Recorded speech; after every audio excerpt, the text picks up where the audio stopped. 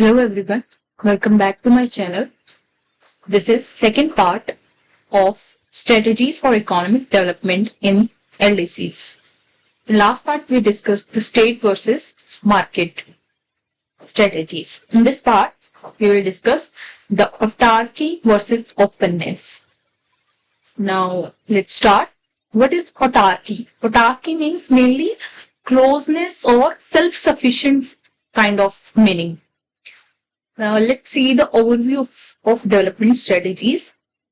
This debate, जो debate है इस autarky versus openness, ये क्या है? The discussion centers on whether, discussion का center ये है कि whether कि क्या less developed countries LDCs should adopt an autarkic or inward-looking approach. जो less developed countries हैं उन्हें ऑटार्किक मेनली सेल्फ सफिशिएंट या इनवर्ड लुकिंग अप्रोच को अडॉप्ट करना चाहिए या फिर एक outward looking oriented strategy that is openness को अप्रोच करना चाहिए दैट इंटीग्रेट्स जो कि इंटीग्रेट करे ग्लोबल इकोनॉमी के साथ थ्रू ट्रेडर इन्वेस्टमेंट के साथ. आउटवर्ड ओरिएंटेड मींस एक कंट्री या स्टेट के अंदर ही अंदर ट्रेड या इन्वेस्टमेंट ना करके ग्लोबल इकोनॉमी के साथ इंटीग्रेट करना is the outward oriented strategy and the autarkic is the inward looking approach. Further, the historical context is given. The post World War II preferences. Post World War II के post क्या preferences थी? Initially जो many एलडीसीज ज्यादातर जो least developed countries हैं वो favour करती थी इनवर्ड लुकिंग पॉलिसीज को. कब? Just post world war preferences भी इनिशियली, और इंक्लूड करती थी स्टेट लेड इंडस्ट्रियलाइजेशन जिसमें स्टेट लेड इंडस्ट्रियलाइजेशन हो, इंपोर्ट सब्स्टिट्यूटिंग इंडस्ट्रियलाइजेशन हो, ISI that is import substituting industrialise, जिसको कैरेक्टराइज किया गया था टैरिफ बैरियर्स. मीन्स ट्रेड पर ज्यादा से ज्यादा टैरिफ टैक्स ऑन ट्रेड, वो उस पर टैरिफ बैरियर्स ज्यादा थे, इंपोर्ट कोटास ये ज्यादा था, तो इनके कारण इनवर्ड लुकिंग पॉलिसीज को ज्यादा फेवर किया गया था post world war II preferences में initially. Further the historical context says the colonial legacy, जो कॉलोनियल लेगेसी थी वो क्या कहती है, वो दैट कि LDCs were wary of the colonial trade model. जो एलडीसीज हैं वो कॉलोनियल ट्रेड मॉडल को वेरी करते थे. उसके अंदर क्या क्या आता था? Which include the import manufacturing goods, जिसके अंदर इंपोर्ट मैन्युफैक्चरिंग गुड्स और exporting primary products included into colonial trade model. So that is the colonial legacy. और क्या थी? Export pessimism. जो पॉलिसी मेकर्स थे वो बिलीव करते थे their ability to export was limited. Policy makers का मानना था कि उनकी एबिलिटी टू एक्सपोर्ट है वो लिमिटेड है और लीड करती है किसको? फॉरेन एक्सचेंज कंट्रोल्स को और licensing requirements due to industrialisation needs. So the licensing requirements due to industrialization needs, that is the export pessimism. अब स्ट्रेटेजी में शिफ्ट कब से स्टार्ट हुआ? स्टार्टिंग में तो हम इनवर्ड लुकिंग थे, अब ये शिफ्ट था इनवर्ड से आउटवर्ड लुकिंग. ये और ये आउटवर्ड ओरिएंटेड, ये कैसे हुआ? Transition to outward orientation. Outward orientation के तक ट्रांजिशन कैसे हुआ? ओवर टाइम, जैसे जैसे टाइम निकला मैनी एलडीसीज, मैनी जो लेस डेवलप्ड कंट्रीज थी वो ज्यादातर शिफ्ट होने लगी टुवर्ड्स आउटवर्ड ओरिएंटेड स्ट्रेटजीज. जो मैनी एलडीसीज थी वो शिफ्ट होना स्टार्ट कर दिया उन्होंने outward oriented strategies. Main reason क्या था? Due to recognization of inefficiencies in inward looking approach. Inward looking approaches में इनएफिशिएंसीज रिकॉग्नाइज होने लगी तो उन्होंने आउटवर्ड ओरिएंटेड स्ट्रेटजीज की तरफ शिफ्ट होना स्टार्ट कर दिया. Exhaustion of import substituting possibilities. जो ISI जो पॉसिबिलिटीज थी उनमें एग्जॉशन होना स्टार्ट हो गया, जिसके कारण वो शिफ्ट होने लगे, एलडीसीज का शिफ्ट होने लगा आउटवर्ड ओरिएंटेड स्ट्रेटजीज की तरफ. अब सक्सेसफुल एग्जांपल दे रखा है कि दैट की from East Asian newly industrialized countries. Successful example जैसे कि ईस्ट एशियन जो न्यूली इंडस्ट्रियलाइज कंट्रीज थी उनको एग्जांपल देकर कि ये कैसे आउटवर्ड ओरिएंटेड स्ट्रेटेजी से सक्सेसफुल हो चुकी है, तो इन्होंने भी इनवर्ड लुकिंग से आउटवर्ड ओरिएंटेड स्ट्रेटेजी की तरफ शिफ्ट हो गए।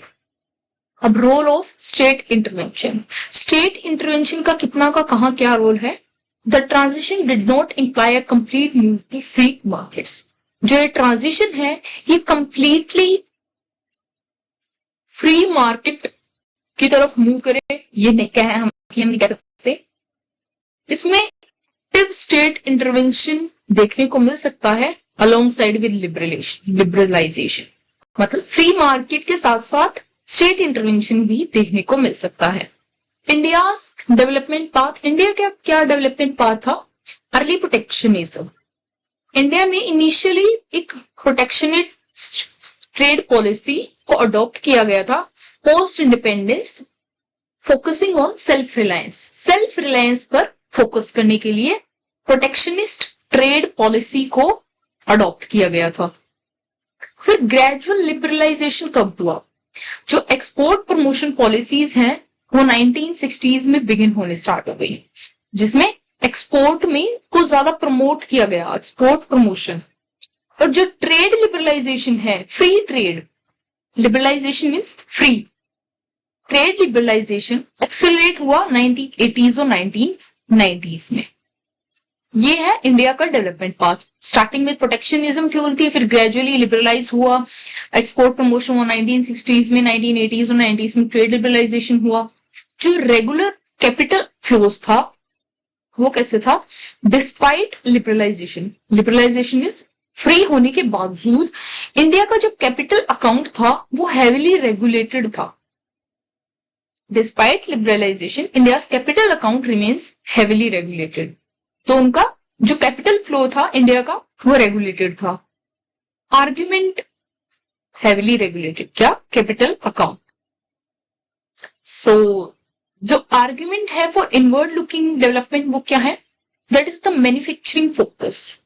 इट एडवोकेट्स की जो ये आर्ग्यू करता है for developing manufacturing to foster technological change. जो मैन्युफैक्चरिंग फोकस है इनवर्ड लुकिंग डेवलपमेंट में ये आर्ग्यूमेंट है कि जो मैन्युफैक्चरिंग जो फोकस है वो मेनली है टेक्नोलॉजिकल चेंज को फोस्टर करने के लिए, और advocates argue for developing manufacturing develop कर रहे हैं फोस्टर टेक्नोलॉजिकल चेंज करने के लिए, टेक्नोलॉजिकल चेंज को बढ़ाने के लिए, फोस्टर करने के लिए। Diversify economies away from primary production. जो प्राइमरी प्रोडक्शन है उससे इकोनॉमी को डाइवर्सिफाई करना, mainly diversify economies away from primary production and foster technological change. That is the argument for inward looking development. Next is the concern with FDI, high profit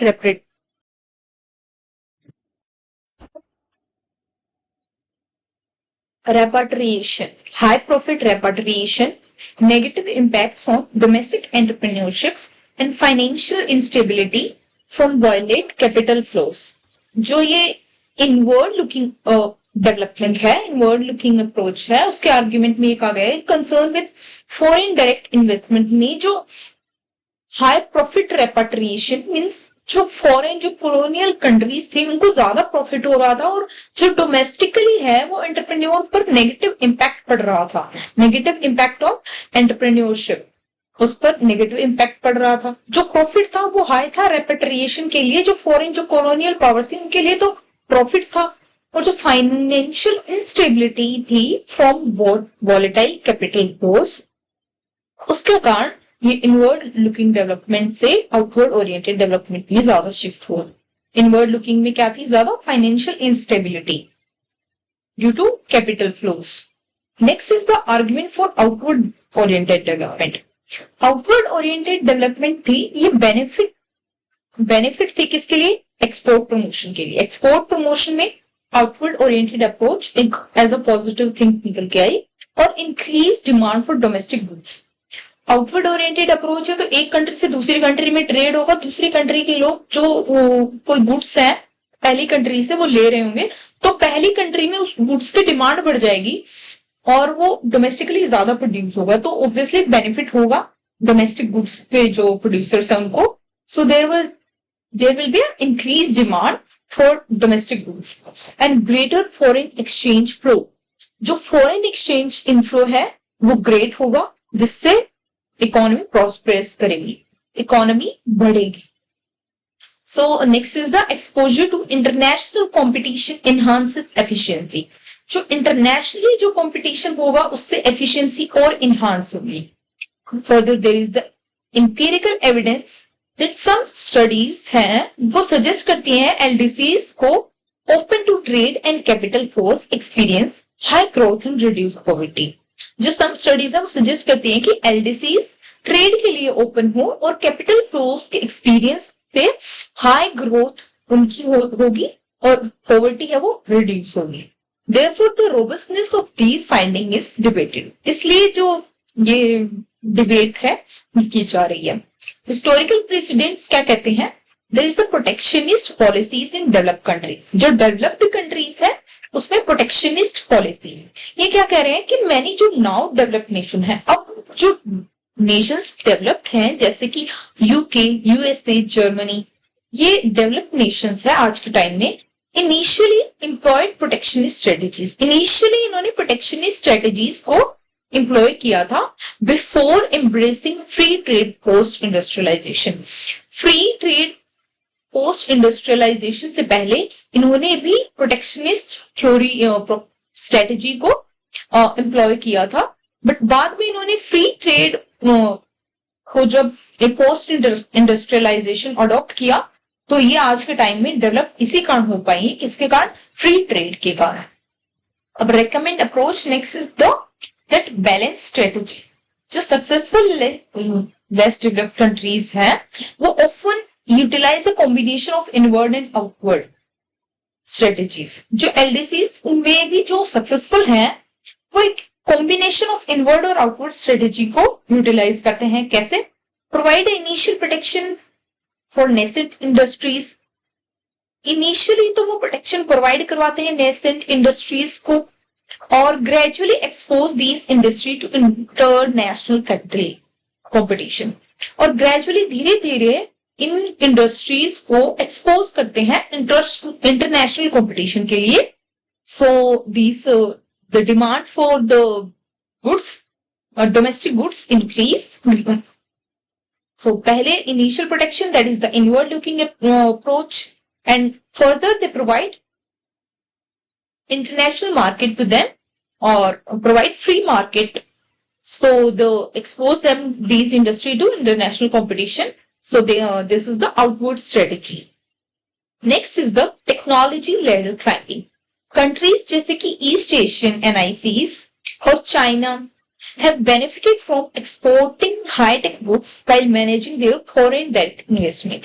जो technology ladder climbing है वो क्या आता है? जैसे countries जैसे कि East Asian NICs और चाइना, ये बेनिफिट ज्यादा इनको फायदा मिला है exporting high tech goods. High tech goods को एक्सपोर्ट करने पे इन्हें ज्यादा फायदा मिला है, वाइल अपने फॉरेन डायरेक्ट इन्वेस्टमेंट को इन्होंने मैनेज करते हुए ये हाईटेक गुड्स का एक्सपोर्ट किया है। So they have a technology led climbing some kind of thing। Next is the challenges and consideration। State capacity issues। Challenges और considerations क्या है? That is the state capacities। कि स्टेट की कितनी capacity है वो भी एक इश्यू है। जैसे not all countries can effectively implement these strategies। All countries हैं वो इन स्ट्रेटेजीज को इंप्लीमेंट नहीं कर सकती। क्यों? Due to domestic political pressure. And the another one is the small market sizes limiting import substitution effectiveness.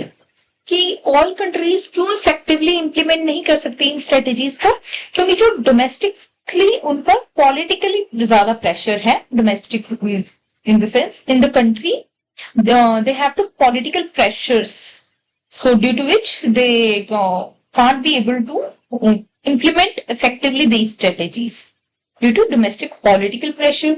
Another is the जो market size है वो बहुत small है और limiting import substitution effectiveness वहां देखने को मिलता है. So due to this the strategies can't be implemented effectively. Next is the foreign direct investment management. जो countries हैं, countries hostile to transnational cooperation में इनका technological disadvantages.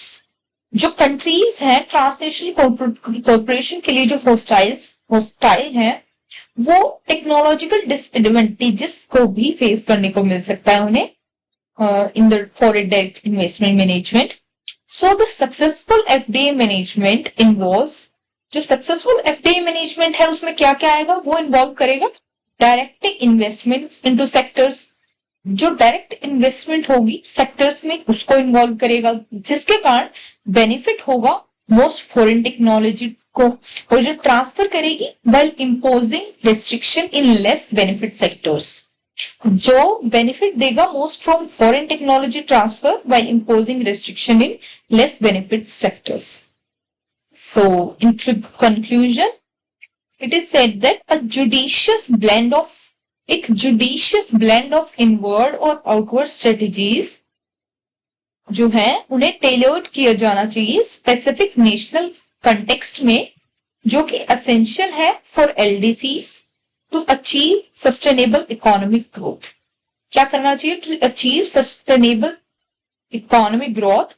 एक जुडिशियस ब्लेंड ऑफ इनवर्ड और आउटवर्ड स्ट्रेटेजीज को tailored करना चाहिए, while इसके साथ साथ मैनेज करना चाहिए complexities of global integration. Global integration की जो कॉम्प्लेक्सिटीज है उनके साथ मैनेज करते हुए एक्टिव अचीव करना चाहिए इन्हें sustainable economic growth with through judicious blend of inward and outward strategies. So this is all for today. The next part we will discuss in our next video. Thank you for watching my video.